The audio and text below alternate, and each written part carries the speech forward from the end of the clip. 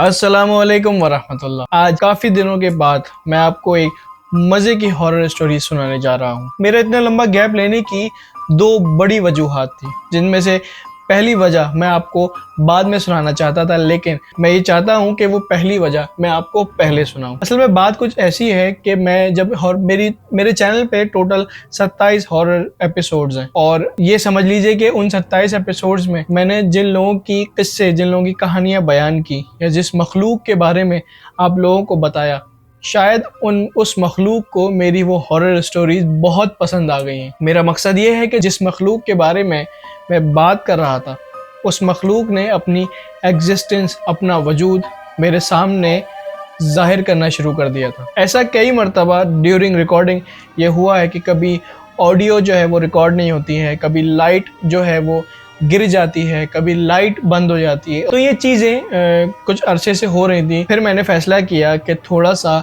Break लेकर दूसरे content की तरफ जाया जाए। और दूसरी वजह ये भी थी कि आप लोग जो मुझे स्टोरीज भेजते हैं, उनमें से मैं जो मुझे स्टोरी अच्छी लगती है, मैं वो स्टोरी जो है वो आप लोगों को सुनाता हूँ। तो इस दौरान कुछ इंटरेस्टिंग स्टोरीज जो है वो मेरे पास नहीं मौसूल हो रही थी, जिसे सुनकर आप लोगों को भी मजा आए। खैर, ये तो हो गई वो बातें जो कि मैं आप लोगों से करना चाह रहा था, और उम्मीद करता हूँ कि आप लोग मुझे इस तरह की इंटरेस्टिंग स्टोरीज भेजेंगे, ताकि मैं दोबारा से अपने वही कंटेंट, वही अपनी हॉरर स्टोरीज को दोबारा से सुना सकूं।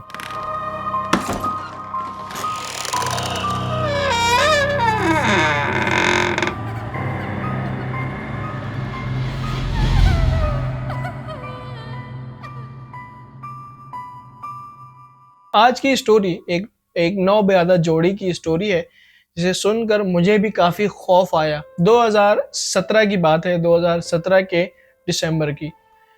मियाँ बीवी की, एक कपल की शादी हुई, और जैसे होता है हमारे यहाँ कि शादी के बाद दावतों का सिलसिला काफ़ी उरूज पर होता है। तो इसी तरह से उनकी दावतें वगैरह स्टार्ट हो गई, और दावतें अमूमन रात को होती हैं।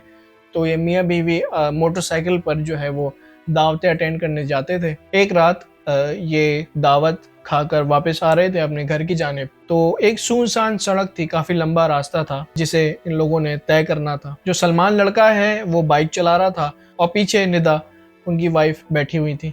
सलमान कहता है कि मैं बाइक चला रहा था नॉर्मली, तो ऐसा फील हुआ जैसे राइट साइड से ना एक हवा का झोंका, भारी किस्म का ना हवा का झोंका आया, और उसने उसको गिराने की कोशिश की। उसकी बाइक डिसबैलेंस हुई, उसने फिर संभाली, फिर उसको हिट हुआ, फिर उसने संभाली, और तीसरी बार इतना शदीद प्रेशर से वो हवा का झोंका उसको पड़ा कि उसकी बाइक संभाल नहीं सका और वो गिर गया।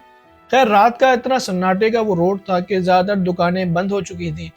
दूर दराज एक दुकान पे 2-3 लोग बैठे हुए थे, जो कि आवाज़ सुनकर दौड़े हुए आए और उन्हें संभाला। अच्छा, एक बात जो थी वो काफ़ी ये कह लें कि अलार्मिंग थी।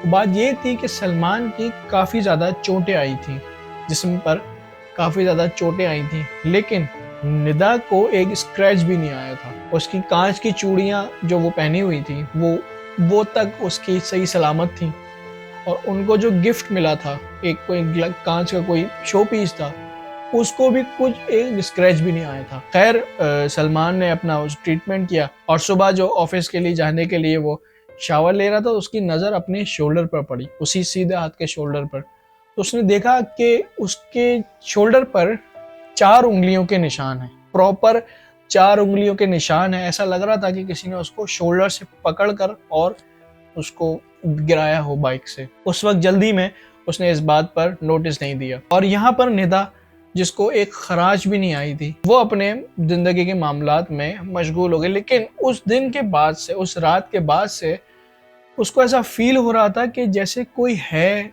कोई कोई ऐसी मखलूक या किसी की एग्जिस्टेंस है जो कि उसके साथ साथ चल रही है, उसके साथ साथ काम कर रही है। कुछ दिन गुजरते गए, निदा को इस बात का एहसास काफ़ी शिद्दत से होने लगा, और एक रात जब वो दोनों सो रहे थे, तो निदा के ख्वाब में एक लंबी चौड़ी मखलूक उसके ख्वाब में आई, जिसकी सिर्फ आंखें थीं, ना उसकी नाक थी, ना उसका मुंह था, और उसके सर पे काफ़ी लंबे घने बाल थे। और उसी रात सलमान के ख्वाब में भी वही सेम मखलूक आई, लेकिन उस मखलूक के साथ सलमान का कहना है कि उसके साथ छोटे कद के बहुत सारे लोग थे।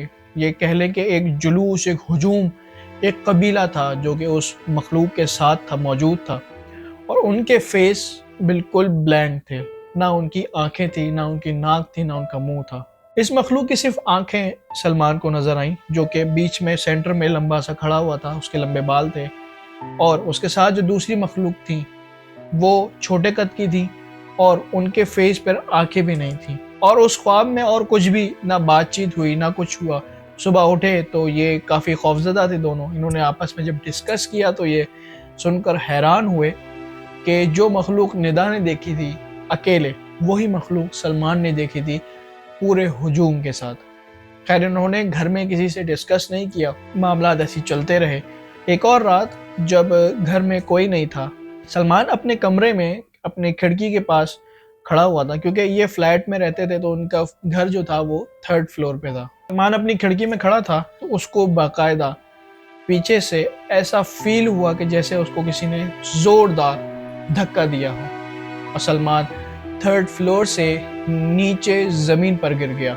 उस खिड़की में मजबूत ग्रिल लगी हुई थी, लेकिन वो कहता है कि मुझे जब धक्का लगा तो ग्रिल भी मुझे रोक नहीं सकी और मैं ग्रिल के साथ जमीन पर आ गिरा। घर में जो निदा थी उसको ऐसा फील हुआ जैसे कमरे से कोई आवाज आई है। जब उसने जाके देखा तो ग्रिल निकल चुकी थी, और जब उसने खिड़की से नीचे झांका तो वहां पर सलमान गिरा हुआ था। उसको कुछ समझ नहीं आया कि ये क्या हुआ है। खैर, वो भागते भागते नीचे गए, उठाया सलमान को, हॉस्पिटल लेकर गए तो वहां पर सलमान की एक टांग चकनाचूर हो चुकी थी और दूसरी टांग से भी वो पैरालाइज था। उसके दूसरी टांग में भी फ्रैक्चर हुआ था। सलमान को घर लेकर आए, दोनों टांगों में प्लास्टर था और वो 3 महीने तक बेड पर रहा। उसके बाद डॉक्टर्स ने कह दिया था कि वो सलमान कभी भी अपने दोनों पैरों पर खड़ा नहीं हो सकता। उसके बाद व्हील चेयर ही उसका वाहिद सहारा थी। निदा कहती है कि एक रात मैं सलमान को लिटा कर जब सोने लेटी और वो मखलूक मेरे ख्वाब में दोबारा आई। वो मखलूक काफ़ी खुश थी और वो कह रही थी, मैं तुम्हें इस दुनिया से हमेशा के लिए ले जाऊंगा और हमारे दरमियान जो भी आया उसका यही हश्र होगा जो कि सलमान का हुआ है। कह रही है, वे ख्वाब देखकर मैं काफ़ी खौफजदा हुई और मेरी आंख खुली तो देखा कि कमरे में कोई मौजूद नहीं था और सलमान सो रहे थे। सुबह निदा ने सलमान को ये सारा ख्वाब बताया। निदा काफ़ी खौफजदा थी। उसने अपनी सास से भी ये बात डिस्कस की, लेकिन उसकी सास ने इसको महज वहम समझकर टाल दिया। तो सलमान को थोड़ा शक हुआ कि ये क्या हो सकता है कि मैं जो पैरालाइज हुआ वो उसकी वजह वहां से तो नहीं चली कि जहां पर हमारा एक्सीडेंट हुआ था। कुछ दिन और गुजरे तो सलमान को दोबारा ख्वाब में वही शख्स आया अपने पूरे कबीले के साथ। उसने कहा कि इस दफ़ा तो हमने तुझे छोड़ दिया है, अगली बार अगर निदा के करीब भी गया तो हम तुझे जान से मार देंगे। उस दिन सलमान को उसका शक यकीन में बदल रहा था कि कोई ऐसी मखलूक है जो कि मेरी बीवी के साथ अटैच हो गई है। इन दोनों मियाँ बीवी ने किसी आमिल से रब्ता किया और ये फैसला किया कि हम इसकी तह तक पहुंचेंगे। आमिल साहब उनके घर पर आए, उन्होंने देखा, पूरे घर का जायजा लिया। उन्होंने कहा कि घर में आपकी तो ऐसी कोई चीज़ नहीं है, लेकिन निदा के साथ एक ऐसा जिन उसके साथ है जो कि उसका पीछा नहीं छोड़ता। उन्होंने पूछा कि जब आप किसी रास्ते से गुजरे थे जहाँ पर आपके साथ कोई हादसा पेश आया था? उन्होंने कहा हाँ, हमें एक दफ़ा दावत से वापसी में उन्होंने सारा मामला बताया कि हमें इस तरह का हमारा एक्सीडेंट हुआ था। तो सारी बात समझ में आई। उस दिन उस रात निदा अपने बाल खोलकर और तैयार होकर जब वो वापसी आ रहे थे तो वही मखलूक थी जिसकी नज़र निदा पर पड़ी। उस मखलूक को निदा बहुत पसंद आई। उसको ये गवारा नहीं किया कि सलमान के साथ निदा बैठकर सफ़र करे, इसीलिए उसने उसका वहाँ पर एक्सीडेंट किया और निदा को खराज भी नहीं आई। उसके बाद से वो मखलूक निदा के साथ 24 घंटे रहती है। मौलाना साहब ने बताया कि वो जिन अकेला नहीं है, उसके साथ पूरा कबीला है जो कि सलमान ने अपने ख्वाब में देखा था। वो जिन निदा को अपने साथ अपने कबीले ले जाकर उससे शादी करना चाहता है। उसके बाद आमिल साहब ने अपने जो भी मामलात ज़िक्र व अस्कार पढ़ना शुरू किए और उनको भी पाक रहने का और नमाज पढ़ने का हुक्म दिया। और इस दौरान सलमान के ख्वाब में वो जिन अपने कबीले के साथ डेली आता था और उसको वार्न करता था, खबरदार तुम इस चीज़ों से बाज आ जाओ। खैर उन्होंने उस आमिल बाबा से अपना पूरा इलाज करवाया और उससे अपनी जान छुड़वाई। लेकिन सलमान को ये वाक़या उसको ज़िंदगी भर के लिए माजूरी दे गया। मैं उम्मीद करता हूँ कि मेरी वीडियो आपको पसंद आई होगी। अगली वीडियो के लिए इंतज़ार कीजिएगा। फ़ी अमानिल्लाह।